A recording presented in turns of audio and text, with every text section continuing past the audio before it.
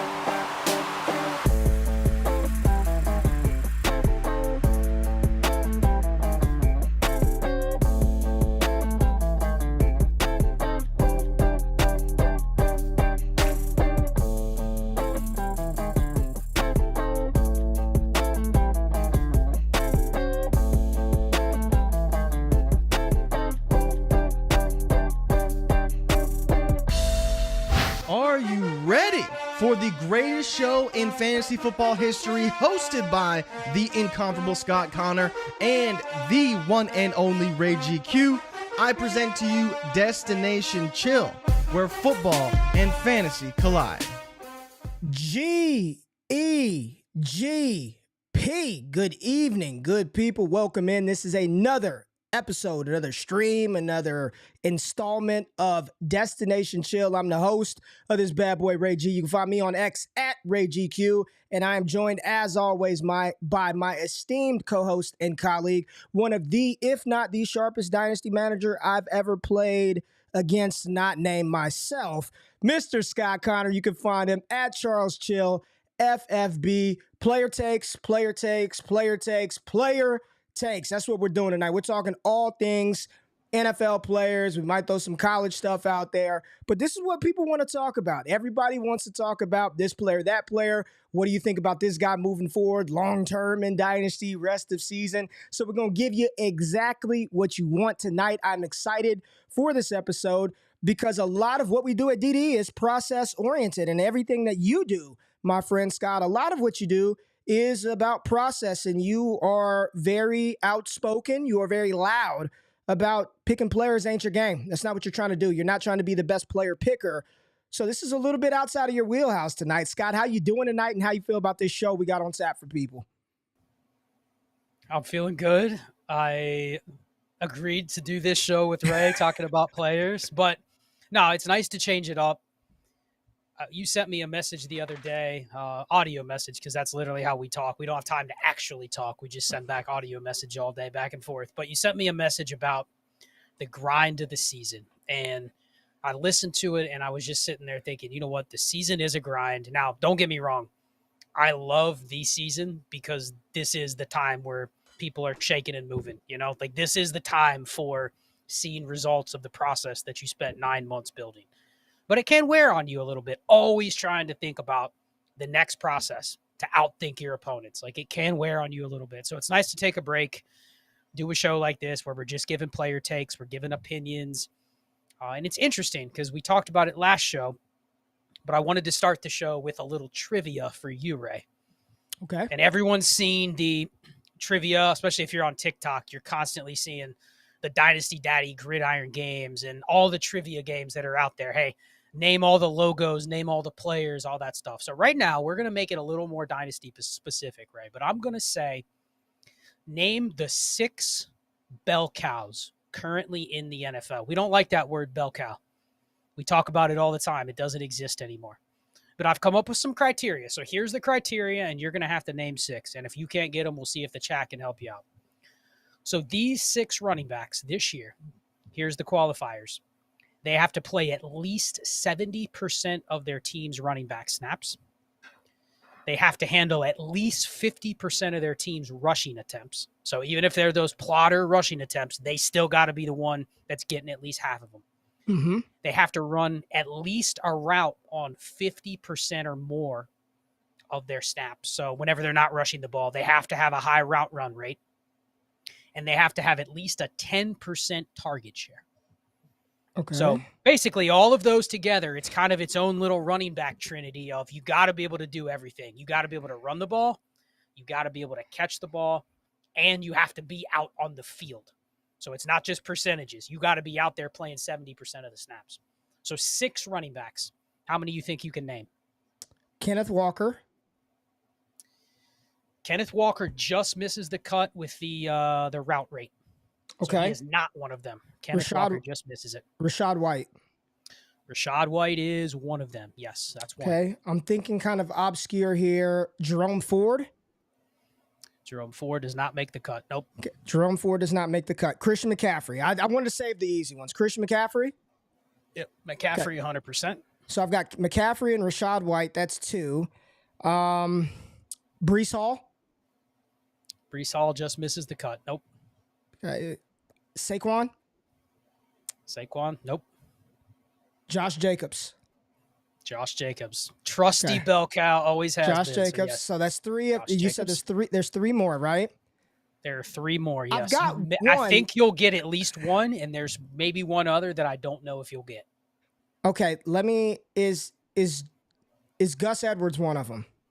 No. I didn't Not he that, didn't not qualify that, the not routes. that obscure. It's not that obscure. Nope. You know all 3. It's just will you actually pick them? Zach Moss. Not Zach Moss. Should I know one? There's an obvious one. I don't want to say a league winner, but is absolutely smashed, and there's been no competition for any. Travis Etienne. Travis Etienne. He leads the world in pretty much everything but target rate. He's up there at the top, over 60% and everything. And so he leads the league in snap share, 81%. So there's 2 more left, and you thought I would get one, and the other 2 maybe a little. Just give me the AFC or NFC, and then I'll make a guess, and then I'll be done. We'll expedite. Who are our favorite teams? Dallas Cowboys, Cincinnati Bengals, Joe Mixon, and Tony Pollard.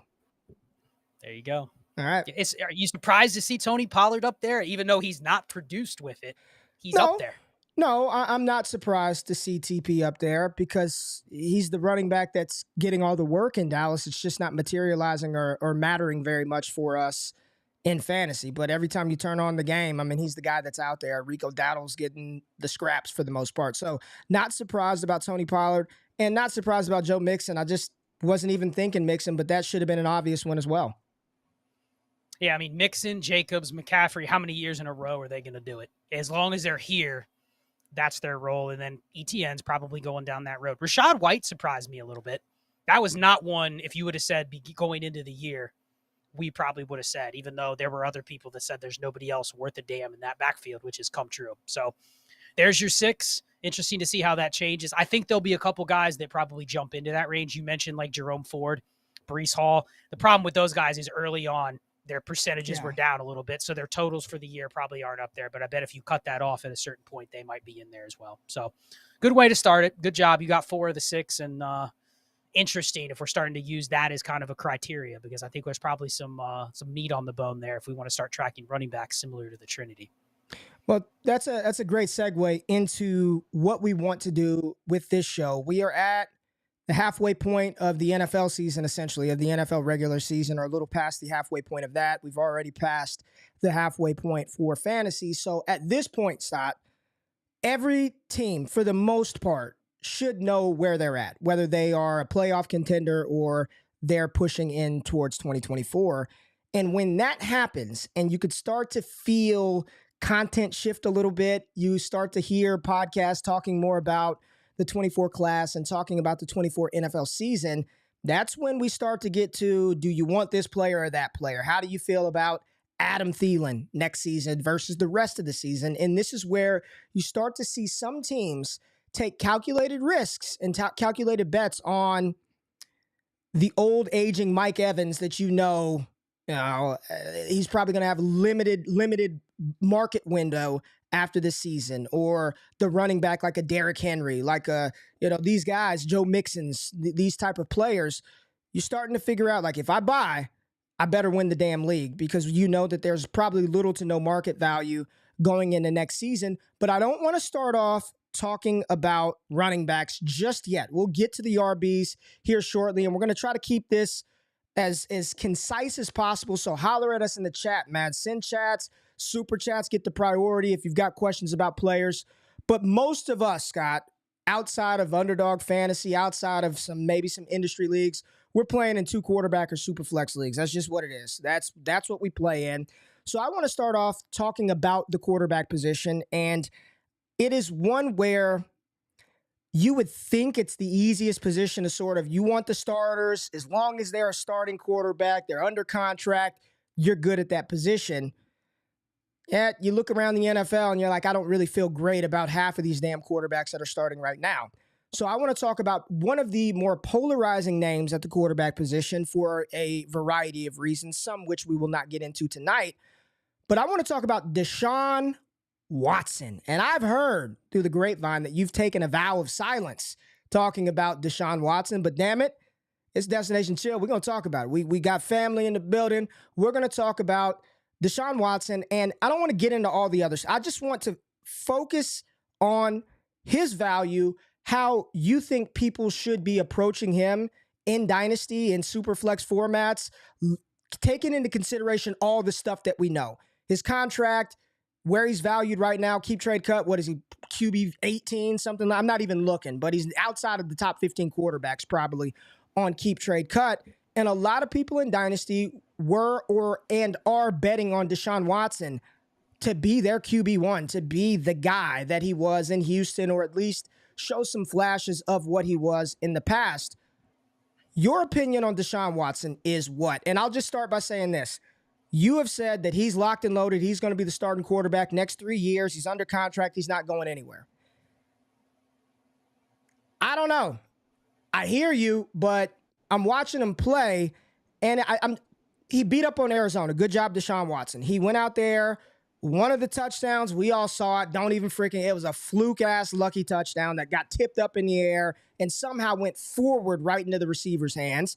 But you kind of look at him, and it doesn't feel like I'm getting $250 million worth of quarterback play out of Watson. I'd say 90% is absolutely he's probably going to be around. But what if the Browns continue to lose? And what if he plays bad down the stretch and then it carries over into next season? How are you personally approaching him? In our Discord, Destination Devi, got people talking about buying him all the time. Where are you at personally with Deshaun Watson right now? Well, you can go back a couple weeks if we want some of the theory on where he fits in range perspective-wise, because we did that QB show. Deshaun Watson specifically, so here's just a couple facts about him. He has played 10 games if you remove the game where he left after 5 plays or whatever. Now, I know that counts on paper, but of those 10 games, he's finished as a top 12 QB 5 times out of 10. Now, it hasn't been pretty. This past week, he was a QB1, Ray. You watched it, you were like, all right. And I think that's part of where, and this isn't shade to you, I think this is contributed from the media, the NFL community that is not necessarily just looking at dynasty numbers. Keep in mind, I am somebody that just looks at data. But there are people, and I admit it, there are people that watch the film and go, he doesn't look the same. He doesn't look great. I don't watch him and get the same feeling I get watching even like Dak Prescott when he's hot. You know, like there's a difference. Now, do we care about that for fantasy in the short term for a year or two? Maybe, maybe not. I'll just say this. I think we know he survives at least a coaching change in Cleveland. He outlasts whatever they have right now. Okay. Yes. Now, the second thing is you have to separate the fact that whether he should have got the contract he did, that doesn't matter. People, I think, see that and they go, he got the richest contract with the most guaranteed money. He's not the best quarterback. Strike one. I paid a top 9 QB price for him. I'm getting QB 15. That's strike 2. And then the off the field stuff, that's strike 3. So I think there's this weird just conundrum of things that come together and people go, he's a bust. But if you really look at it and you go, okay, has he lived up to those expectations? No. Are you getting a profit on your asset? No. But I think that means we've kind of punished him to a point where, I mean, what have I given you shit about? You can't throw him in the same group with Derek Carr and Geno Smith and those type. Those guys are year to year. Yeah. Because they've already been passed around the league. They're already on their second or third team.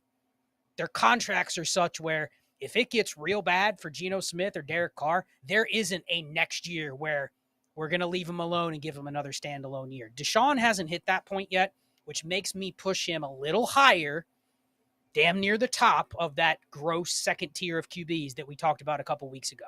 Is he QB 10, QB 9? No, you don't have to put him there. But I'm not putting him at QB 19 on Keep Trade Cut. I'm not putting him behind Will Levis. I'm not putting him behind Sam Howell, Jordan Love. Like, there's as much risk or more risk with those guys. And all of those guys also have the the same that Deshaun has. People don't really like those guys either, right? Mm-hmm. Will Levis doesn't have a season to fail and go, well, he's still got a contract. So I think he just is where he is. He's QB 15-ish if I had to rank him. But he has a little leeway. Now, does he need to play better? Do the Browns need to win? Yes. But I think it's also fair to say that you could see the Browns win this year, and maybe he goes where Dak Prescott's gone the last couple years. You're a Cowboys fan. Dak gets blamed for them not winning because in the quarter where he needs to win, it's like, oh, man, he didn't become Superman and win the game for him.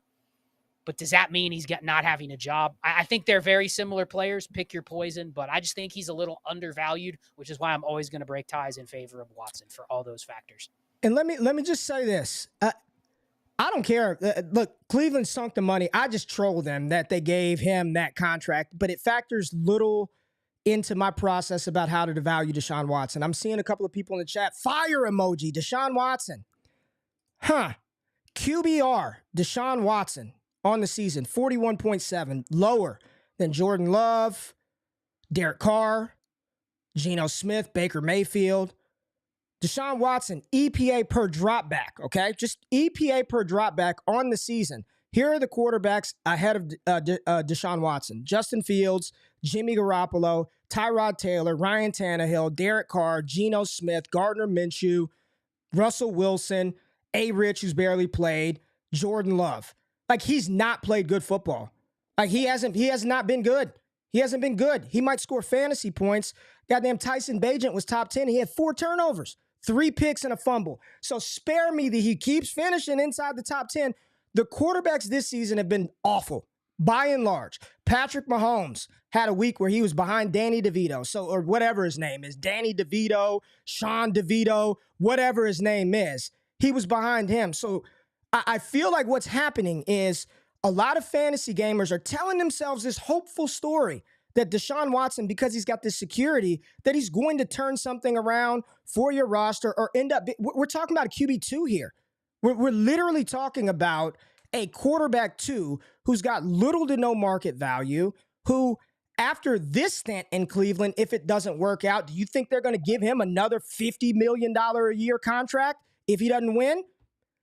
Why on earth would I want to buy that? Why do I want to spend a first round pick on an asset where we look at the pathway for him either, I'm not even going to say producing better. Maybe he just gets better and he plays better and all that other stuff works out. But knowing that once this is up, if he doesn't win, they're not re-signing him to some deal. They're not going to do it. I will bet a large amount of money that after this is up, he's done in Cleveland. Then what? Like, it feels like the window for what the name Deshaun Watson brings, that's dead and gone, man, is a QB2. And everybody's just hanging on for the simple fact that we think that he's going to be the locked and loaded starter for 3 seasons. But what I'm looking at, as far as what he's putting on wax on the NFL field, if he keeps playing like shit, I don't care how much money he has, by year 3, maybe the replacement's in the building. And they're like, we're tired of him. We're not going to re-sign him. Let me see what else we have with other quarterbacks. So it has nothing to do with the money that he's owed. I'm truly just looking at his play, and you've got to look beyond the fantasy production because that only comes if you get NFL opportunity. So listen, I am not, what he did is what he did. Ain't nobody perfect in the world, man. And if I had people judging me and for some of the things that I've done younger, y'all probably wouldn't listen to the show, man. So I'm not getting into any of that kind of stuff. I'm talking about his play on the field has been subpar from NFL standards, despite the fact that he's producing for you in fantasy. Mitch Trubisky produced for us in fantasy, and what happened to his ass once he couldn't win and all this other stuff? He was gone. So I don't know, man. This is somebody that if you have him and you've got some pro Watson sentiments, I'm fine with that. I'm not going to knock that. But I would not be advising people to go tear down and give first-round picks to go get Deshaun Watson. I'm good, man. For me personally, I'm good on that and has nothing to do with his past transgressions or his contract. It's simply his play. Well, I mean, and you just defined it in 30 seconds right there, is you're not tearing off of an elite QB for Deshaun Watson plus. But that's not saying anything shocking. All basically this conversation has been is he QB 15 or is he QB 20? It's all in the range where you're not expecting anything much more than that. So pick your preference. If you don't like Watson, I see in the chat, Carr over Watson, Levis over Watson. That's fine. You pick who you want. I just laid out the case to why I would probably go in his direction over those guys. But like we talked about a couple weeks ago, there's 9 or 10 QBs where I'm confident they're going to stay in that tier. Once you get below that, pick your guy. And some people are going to be wrong, and some people are going to go, damn, I'm glad I paid QB 20 prices to get the QB 11. And then people paid the QB 11 price, and they go, man, Watson's the best of this group. And then he's not. That's all the QB 2 tier is. It's really flattened out. So that's all we need to say about him. It's in a preference tier. If you don't like him, that's fine. If you don't want him on your roster, that's fine. And you can justify it because there's probably other people in your league that just don't like the guy, Ray. They don't want him. They're rooting for him to fail. They want him to not win. They don't want him. So there's no trade out, right? So maybe if that's a tiebreaker, go against him. Sure. Let's talk about 2 other quarterbacks really quickly that people seem to not want. And I'm interested in your thoughts on both of these quarterbacks, Dak Prescott and Brock Purdy. These are 2 quarterbacks on good teams that have shown that they can manage an offense and sometimes play really, really well and help a team win. But these are 2 players that dynasty managers just don't want. And let's start with Dak Prescott because that's talked about Watson, talked about Dak. Dak's my guy. We made a trade, Dak for Watson. We don't ever do those things, but it was just, okay, you want Dak, you got more belief in him, you take Dak, I take Watson. What are your thoughts on Dak Prescott, the hate that he gets, and what do you think his outcome and outlook is in Dynasty moving forward? Well, I'll give my co-host Shane a lot of credit for this. 2 years ago, he said Dak Prescott's just a fancy Kirk Cousins. And then you look back and you go, yeah, you know what? That's actually not that bad of a comparison because Dak does feel like, and Ty just put a comment in the chat, leader of the dead zone. Dak feels like that first QB up in that next tier. Where as soon as I say, Ray, you're going from Joe Burrow to Dak Prescott, you're going, oh, man, that's a teardrop. You know what I mean? Mm-hmm. But you're comfortable at the top end of that tier. If you're picking amongst all of the QB2s, you'd probably take Dak over all the others. Just something about it, right? You've seen some ceiling from Dak. I was surprised to look. Dallas's neutral pass rate over the last month has been pretty high. Like that's what you want to see. And he's been productive. So I think he's just at the top of that second tier to where he's going to stay there until he doesn't produce there. Now, what happens with his value? Kirk Cousins stayed in that tier from a production standpoint forever. His value never did. So maybe there's a little more bias for Dak to have a little higher value, but I think he probably just stays in the range where you're always uncomfortable tearing off something elite to him, but very comfortable if you have him on your roster. And then Purdy feels very similar, maybe a little more risk with Purdy. It feels like with Purdy, and maybe it's both these guys, but especially with Purdy, fair or not, those 2 guys are going to be judged on their playoffs this year. Fair or not. Because one of those teams is not even making the conference championship. And it may come down to a Dallas versus San Fran. And I'll tell you, if that's in the divisional round, Ray, whoever loses that game, hot seat. There will be questions. Hot seat. Are they the starter next year? And we're sitting here going, man, if Dallas were to give up on Dak Prescott, there'd be 10 teams lining up to sign him. Absolutely. So, and maybe that's true or not true with Purdy, but it feels like both of those guys are on the hot seat this year to win a couple games that people don't think they should win. And if they don't, That's what impacts their dynasty value. Is Brock loses in the first round and there's a couple guys that become available next year, people are going to be going, man, are they really committed to Brock? And that's going to impact your market, right? Did you people see are going to go, I don't know. Did you see Sycamores mock, his latest mock, PFF, his first one? He had the San Francisco 49ers at pick 25 or 26, so that tells me they're losing first round of the playoffs, selecting J.J. McCarthy in the 20s, which, if that happens, that means Brock's the starter going into 24, but any slip up, it would be a repeat of almost kind of what just happened in San Francisco with Trey Lance, and now they found Brock Purdy much later, but that would be a wild situation. A little less pressure to start that guy right away, though. Correct. And my final quarterback I just want to ask you about, and this is a big name. This is a big name, and this was a big price, a big cost, whether it was a startup, traditional, or auction. Justin Herbert, Scott. Justin Herbert has taken a lot of NFL criticism of late. A lot of people in the NFL world, NFL media, really coming down on Justin Herbert. When is he going to win the big game? What is up with him? When are we going to start questioning his contract? Now, again, much like Watson, I do feel a lot more comfortable saying, yeah, that guy's going to start the next. He's starting throughout the lifetime of that contract. Hell or high water, unless he falls off the face of the earth, he's starting every game of that. But dynasty-wise, man, a couple of months ago, I had him as a top 5 dynasty quarterback. Number 4, actually, right after the big 3. I'm like, Kellen Moore, this offense, Herbert's taking the next step. Where are you at with him long-term today, Justin Herbert? You know, deep down, even though I am a Cincinnati fan, I always did wonder, had the setting that Burrow had been in, just having the same coaching staff his entire career in Cincy and pretty much everything being stable and building on itself for the last 3 years, was Herbert better?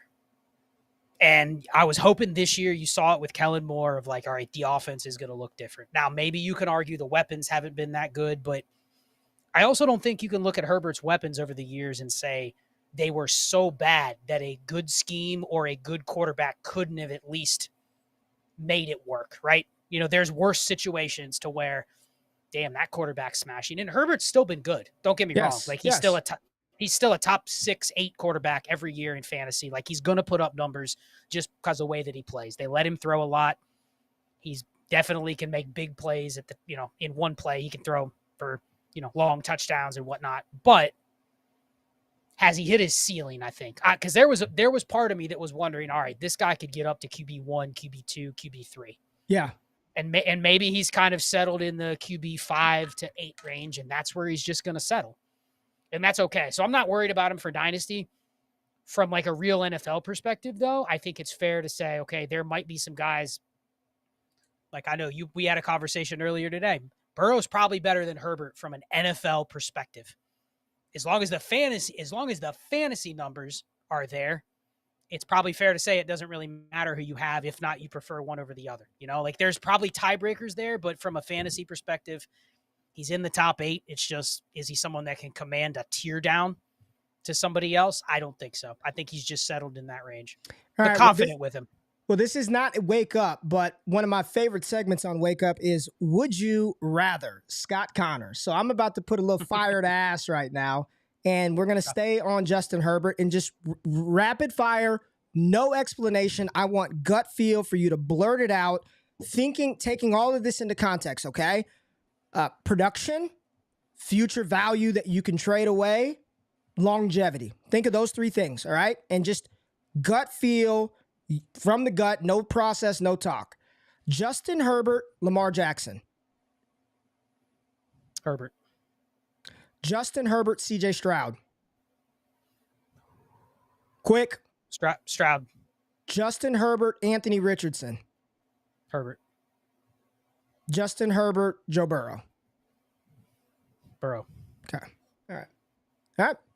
All right. Those are quarterbacks. I just wanted to get your quick thoughts on that. I don't even want you to explain why. None of that stuff. Let's go to we got a couple of super chats in here. Let's pull those up real quick.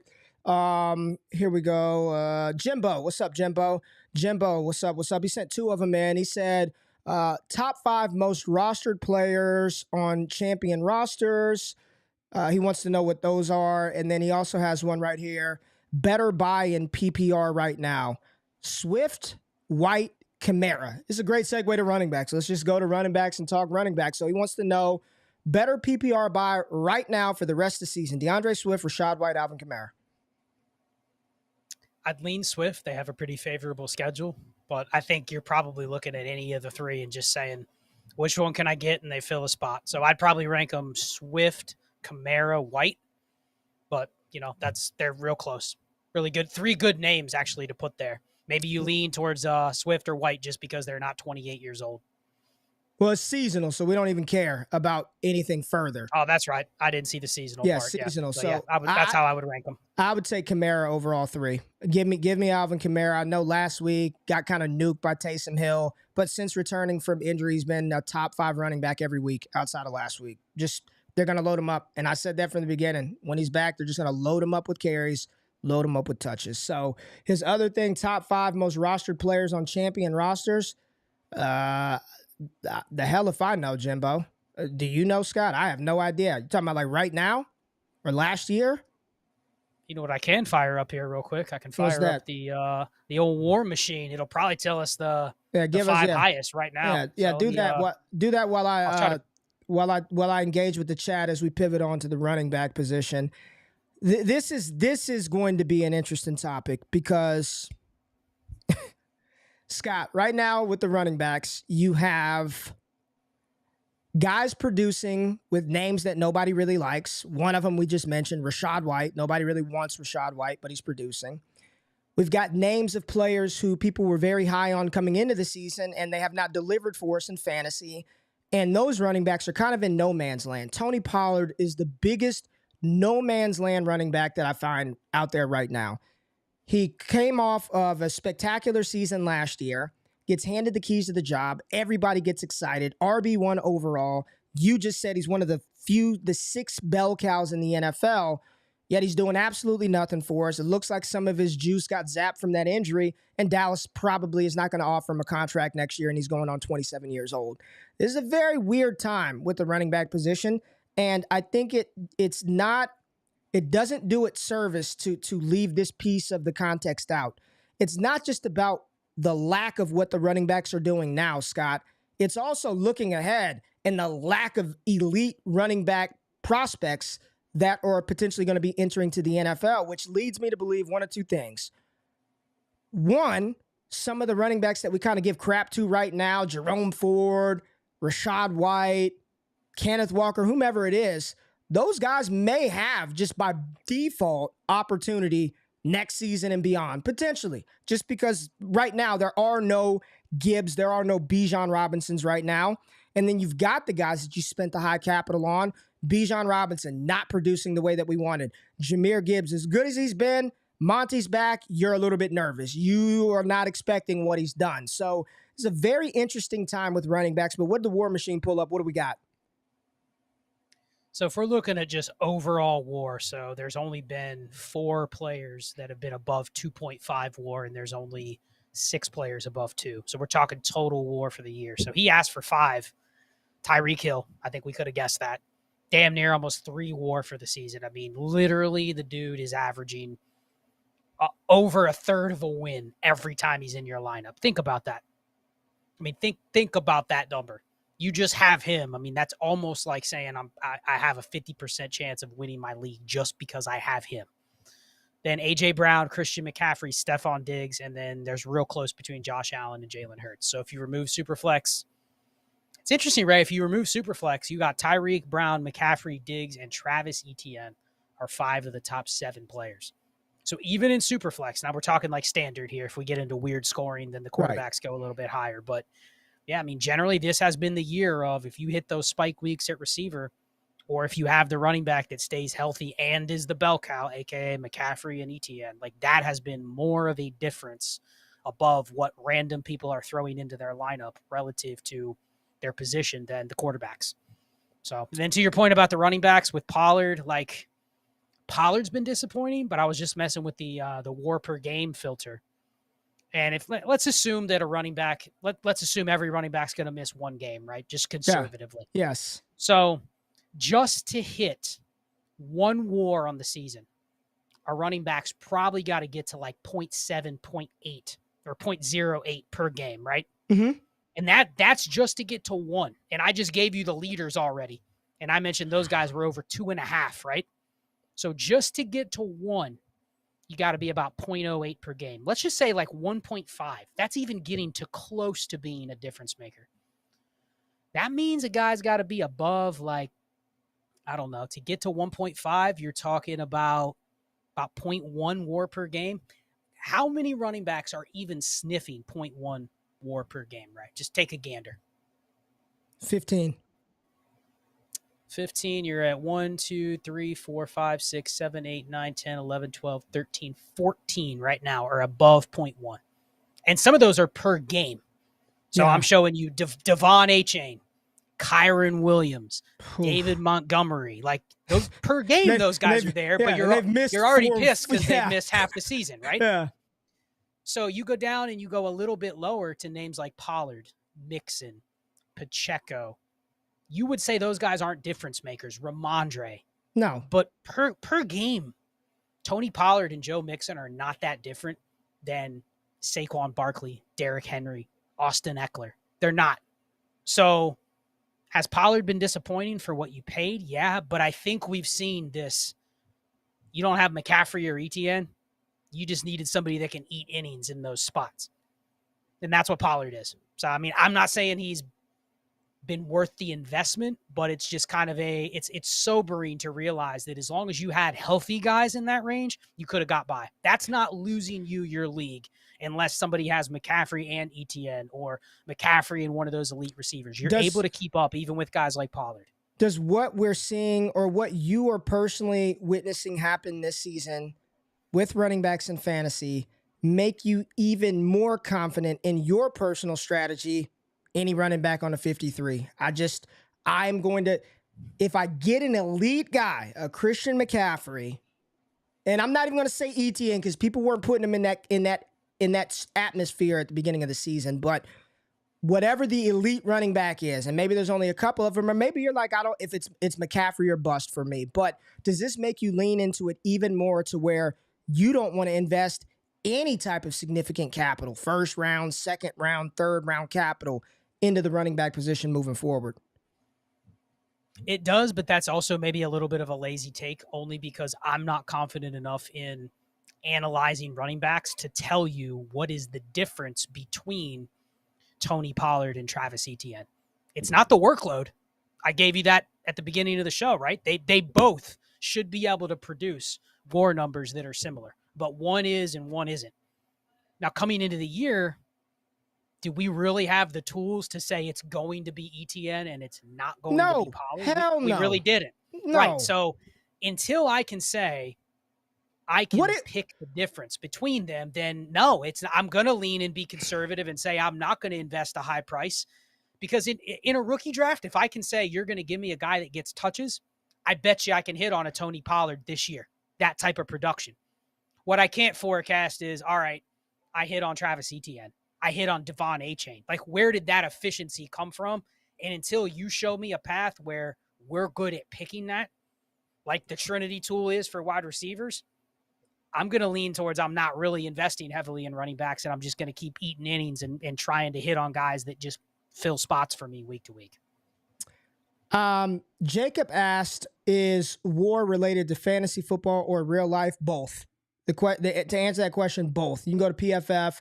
They have actual NFL WAR per season, so you could use it for real football or fantasy football. And this is the foundation of the show. And Jacob says you need Noah on the pod to go over running backs. Noah Hills, he's been on Wake Up before. We chat all the time. His specialty is sort of evaluating running back prospects. Here's why I think it's so difficult to do this, Scott. They're a byproduct of their scheme. What about profile would have led you to believe that he's only going to get 10 damn touches a game? Come on, man. Like it almost, it feels like a an exercise that's not even worth the squeeze, man. Like trying to figure out what coach and how they're going to deploy this running back versus that running back, it just feels like a waste of damn time. Like, I don't care. Like, I don't care. I don't care. I don't care, man. You know what I'm saying? And this isn't the same Ray as it was last year before. I'm spending all damn day trying to grind the tape. Look at those sweet feet in the hole, and he can do this and all that. They get to the league and they just get buried. They get buried, or they get to the league and they get a little opportunity, and you got damn Keaton Mitchell going off and a top 3 running back on the week. Who saw that? It doesn't feel like something that is particularly sticky unless the elite running back has already been identified. It's easy to go in the season and say Christian McCaffrey. Sure. And even when he gets hurt, you know that the moment McCaffrey was back, he was going to turn right back into Christian McCaffrey. I don't know how valuable that is of time to spend trying to chase this position that the NFL keeps telling us, yo. It keeps saying year after year, we don't care about you. And we will use 3 or 4 of you in a given week, and we don't give a damn about how fast or big or small or any of that. Like, I don't think it's worth the time to spend on identifying it. If you hit the right one, if you have Travis Etienne, congratulations. You feel great. But going into the season, what was the narrative around Etienne? Especially when they drafted that Tank Bigsby. Oh, man, it was only a matter of time. He's the passing down back. Travis Etienne, we don't know. It's too volatile. It's too difficult to predict. I don't know, Scott. I don't even know if it's worth it, man. No, I'm just sitting here shaking my head at yes, because what you're saying is, and there's no shade against Noah or anybody else out there. No, Noah's my dog, man. No, it's no shade against anybody that says, I like scouting running backs. I like watching their film. I put out a tweet a couple weeks ago that you're almost, and I hate to say it this way, but you're almost wasting your time. And I'm curious to ask you, because last offseason, you spent an hour damn near every week watching a running back's film, going over and over what they do well, what they don't do well, what type of scheme they'll fit in. But I kind of wonder, do you think, other than creating content out of that, Ray, is that worth the squeeze from you to say, I'm going to do that, to then translate it to, because really what I look at what you're doing, what Noah's trying to do, you're trying to pick out the guys that can just get into the door in the NFL, right? If the opportunity comes, I'll be interested in that guy. If Ronnie Rivers gets opportunity, Ray doesn't even want him, right? And that's your assessment of, I can't predict whether he's going to get opportunity. In fact, if you tried to predict opportunity, Ray, you would have probably said Ronnie Rivers will never get any opportunity. Correct. Because who would be dumb enough to give him a role, right? Ever. Until he gets a role and he's a starter. And then there's guys where you're like, that guy's good. Doesn't even get active on game days. Isaiah Spiller, never seen the field hardly. So I just don't think, like you said, that people that watch running backs, scout running backs, they may be able to say, here's who I think is good, here's who's not. What matters for fantasy is once they get here, who's getting the opportunity, and half the time we're completely clueless on what's going to happen. It's the opportunity. Here's the thing: your scouting of the talent of the position may be superior. Like, you could be that dude at scouting the position, and it still means jack shit when it comes to that player landing on the Atlanta Falcons and not getting the ball. Prime example: Kyren Williams in 2022. Adam graded as RB4. I watched the tape. I was like, Kyren Williams is good. He tests bad, doesn't do anything his rookie season, buried, dead, gone, RB79 coming into the season, gets opportunity, and what happens? Skyrocket. I mean, the assessment of the player, like, he's all right. Like, he's not a bad player. He's not a game changer, an elite difference maker, but he can play in the NFL. But what good did that do? The answer to your question, no, I'm not doing that anymore. Like, it's just, I think there are other ways to supplement that time, but I still do want to have a level of, is that guy good or not? You know, that's why I didn't draft any Zach Evans, because I knew he wasn't a very good player. Like, he just wasn't, I don't believe that he's a very talented running back. So I'm not going to waste any capital on that player, but it's opportunity, and we don't know enough to figure that out. And even when we think we know, we still don't know. We don't know anything. We just don't know. So it's just too hard to predict. I am much more in line with you in the any running back on a 53. I do like to take some shots. I would love to have me some ETN or a Breece Hall. I would like to have an anchor kind of guy. But if not, you can piecemeal that thing together with a bunch of Connors and Mixons and Derrick Henrys and Javonte Williams and Rashad Whites. Like, you can piece that together at that position. Yep. Take away, leverage other people that are putting in that work. And you're not even stealing their work. You're just saying, hey, Noah puts in the work on running backs. Why does Ray need to try to go do the same thing? You take what you trust, and then you apply it to what you already know. So leverage the fact that there's more content out there than ever and use it. Absolutely. Here goes one from Post Carl Malone, $2 super chat. Thank you, Post Carl Malone. 12-team super flex, half PPR, offered Derrick Henry for Dobbs and Chuba Hubbard. Ooh. We got a question earlier. We didn't touch on Josh Dobbs, but man, I'm super impressed. I said it a couple weeks ago in voice chat that guy's probably earned himself a backup gig for the next 10 years if he wants it. And it's not crazy to say he gets a half-winded starting shot going forward after this year. You never know. So that's one of those deals, man. We're just talking about running backs. If you need a QB, I'm not opposed to moving the Dobbs and or the Henry for Dobbs and Chuba, and I can see it going the other way too. If you don't need Josh Dobbs, then just go for the better running back. Is he the new Gardner Minshew, sort of where he's a backup, but like a backup plus? Like, that's the backup quarterback in lineup leagues you want to make sure you grab at the end of your drafts. I mean, he does feel like he's going to be a quarterback in the NFL for a long time, a nice backup quarterback. And I think the fact that you've now seen two teams prioritize rushing to get him when they're in a pinch, that's going to keep him an injury away from giving you top 20 QB starts for as long as he wants to play football. And that's valuable. Now, going into the year, you're not going to be like, oh, Josh Dobbs is my QB2. I feel good. But he's going to be one of those guys that kind of holds like always third round value, until he plays and he's just absolutely horrible and then a team gives up on him. But as long as he's kind of doing what he's doing, like you got to hold him, you got to have a little value in him. Yes. Let's have some fun here. Would you rather Josh Dobbs edition? Scott, quick, rapid fire. All right. Josh Dobbs, Jimmy Garoppolo. Got to take the starter. Give me Josh. Josh Dobbs or Ryan Tannehill? Dynasty, not just seasonal, dynasty. You got to. Dobbs. Okay. Dobbs. Those two are, okay. I thought of those two. They're in the mix of, I'm not sure they ever get another shot. So yes. Okay. Josh Dobbs or Danny Desmond Ridder. Oh, Dobbs, man. Okay. Give me the guy starting on Sunday. All right. Josh Dobbs or, and I was getting to him at the end, the $42 million quarterback, Daniel Jones. Did you see me trade away Daniel Jones this week in our Dynasty? It's the $500 league, the best ball league. I traded away Daniel Jones for Aiden O'Connell. I mean, well, and that's just for all the listeners. That is a best ball league. There's no injured reserve. Ray is protecting a potential gold mine here, so he could not eat that Daniel Jones for the rest of the year. So I am 16-0 in that league, and I want to win this one very badly. So I did move him straight up for Aiden O'Connell. Like, I don't know. I needed the points. And he's out. And I don't know what his future is going to look like realistically with the Giants potentially picking at the top of the draft. Scott, I don't know, man. I don't know. I do want to get your thoughts. We're back to quarterback again. Mac Jones. He takes a lot of heat.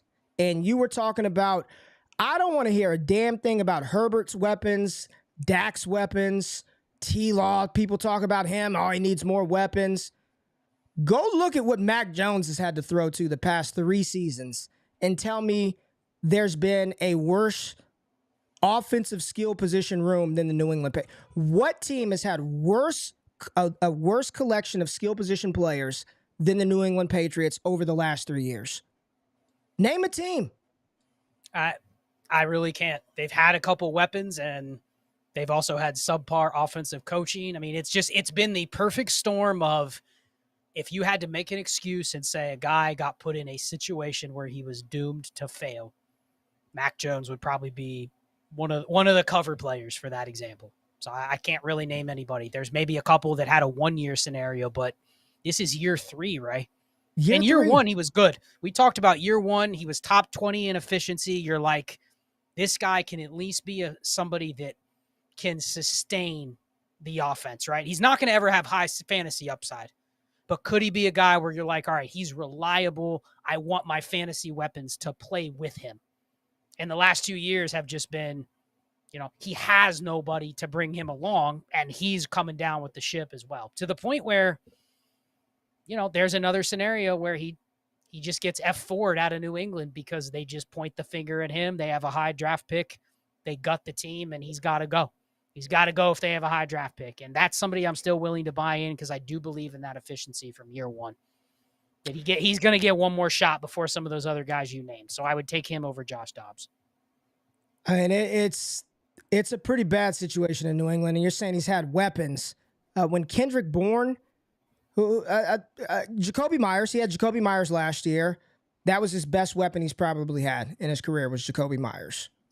You can argue that he might have made Kendrick Bourne a little bit. Like it, you know what I mean? Like, I'm not saying he made him, but it's not like Kendrick Bourne was carrying Mac Jones. Like it was it was at least a 50-50 partnership there. Yes. At worst, it was a 50-50 partnership. Just, it's interesting the narratives around these players, and he is one that I think can have like a better career path than Jimmy Garoppolo. Get out of New England, go to a different team. But we'll see what the Patriots end up doing with Bill Belichick and company. But it's we just talk about all these guys, and it makes me a little nervous about the QB position in Superflex and Dynasty. And so many times I've seen people in leagues that we play in terrified.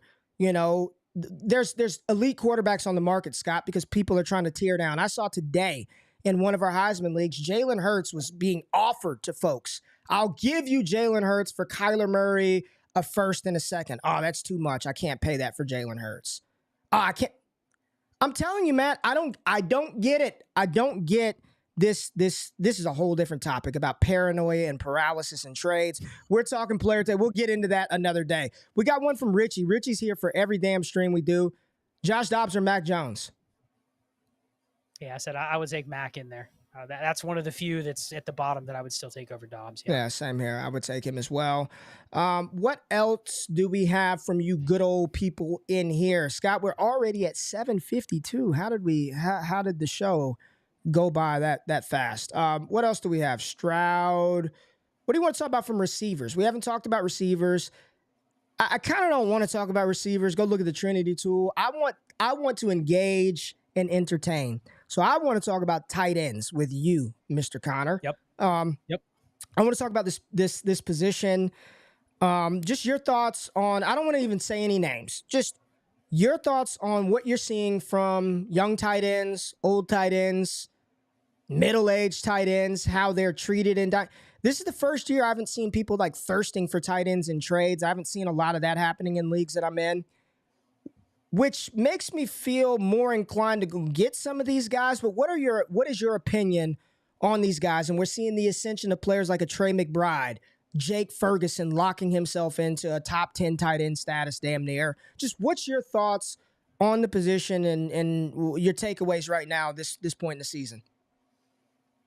Well, I said it quite a few times during the preseason that this was going to be a very good test case for tight ends because we had some good rookie tight ends coming in. And what do they all have in common, Ray, for the most part? Small, athletic guys that didn't profile as they're going to play the 80, 85, 90% of snaps, right? So the old, I don't even want to call it like old antiquated data about snap share, route data, RAS score, all those things coming together. So I think we've been right and wrong about tight ends. We've been wrong about it used to be you never dare to draft rookie tight ends for your production to start them. Right. And I'm sitting here looking in some of our high stakes redraft leagues, and I followed that rule. I've played for 7 years. I've never been somebody that chases tight end production. And I followed that rule this year too. Why would I draft Sam Laporta at tight end 8, Dalton Kincaid at tight end 7, in redraft leagues? Yet I look up and I go, man, there's not more than 4 tight ends I'd rather have than those 2 guys the rest of the season. George Kittle, don't care. Darren Waller, injured. Dallas Goedert, injured. Evan Ingram is what he is. I'd rather have those other two if I want a blow-up game. Yeah, so you were wrong for saying fade rookie tight ends. Where I think you're still going to be right, and this is why this class coming up with Bowers is going to be very interesting. I already see some Bowers questions in the chat. I think you're right in saying if you have Sam Laporta, if you have Dalton Kincaid, if you have Brock Bowers next year, I don't think, because of the nature of the position, Ray, you don't have an asset with Sam Laporta or Dalton Kincaid right now that gets you to the table to make a deal for a bigger piece that's not a tight end.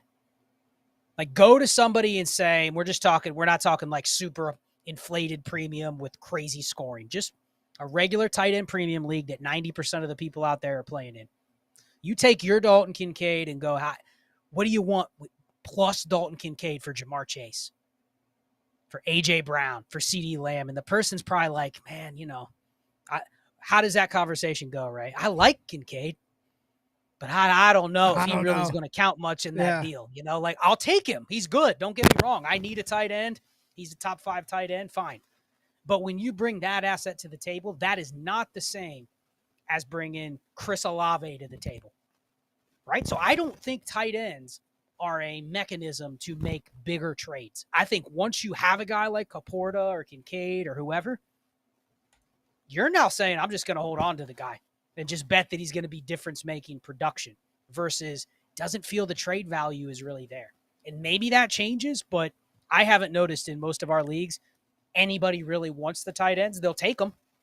But if I don't have Laporta, I'm not going, man, what elite assets can I give Ray to get Laporta? Yeah. So I think it's not a good investment vehicle. It is a good production vehicle because these guys, Bowers can be a top 5 tight end right off the rip. But I'm not drafting him to go, man, if he hits, I'm going to go be able to trade him for Garrett Wilson plus. That's not going to work. I don't think they're good investment vehicles. So that's my take on tight ends. We've been right about them, but wrong about them at the same time. Well, and we were also right with WAR still tells you there's only a handful of them that are truly elite difference makers. But what it also allowed you to do was fade that 6, 7, 8, 9, 10, the Freiermuth, Njoku, Goddard range. And I mean, I've got the heaviest and highest exposure pre them becoming a thing with Trey McBride and Jake Ferguson. Those were 2 guys you can get at the back of a damn draft. I mean, an underdog at the beginning, they could be your last pick in the whole draft. 20th round, 12th pick in the 20th round. I'll take Trey McBride. I'll take Jake Ferguson. And that's how you win at the tight end position. You either have Kelsey, Andrews, Kincaid, Laporta, those elite difference makers, or you fade that middle cluster, and then you are right on the ones that you draft from the flatline tier that end up propelling themselves much higher. If you went with McBride and Jake Ferguson as your 2 tight ends, you're probably doing very good because you spent nothing on those guys in the startup, which allowed you to allocate all of your resources and assets, hopefully to the positions that actually matter, like wide receiver and quarterback. So I just want to check to see if we've got any more super chats before we get out of here. We got one right here from Seb Andre. You gotta put the question in there. I don't know if we missed that joint or what, but put the question in there so we can holler at that real quick. Wish all my Tyler Conklins were Jake Ferguson's. Listen, man, it may have been. If Rodgers was there, Conklin could have been one that was giving you top 15 tight end numbers and you would have been just fine with it. So, like, I wouldn't even be so mad about that. Like, it just sucks, right? Aaron Rodgers got hurt on the 4th play of the game. Like, nobody saw that coming. So, can't beat yourself up too much about that one at all. Love to take Scott. Not a good investment. A holding dynasty. Not a good trade mechanism. Yeah, tight end is just a weird position, and then you get people who have those tight ends and they're so scared to trade them for anything. If you had Andrews or a Kelsey, would a move that you would try to make is to pivot off of one of them? Would you be interested in selling your Andrews for Dalton Kincaid plus? I mean, I think if you can go from Andrews to Kincaid or Laporta, then you would do it, but I don't think you can.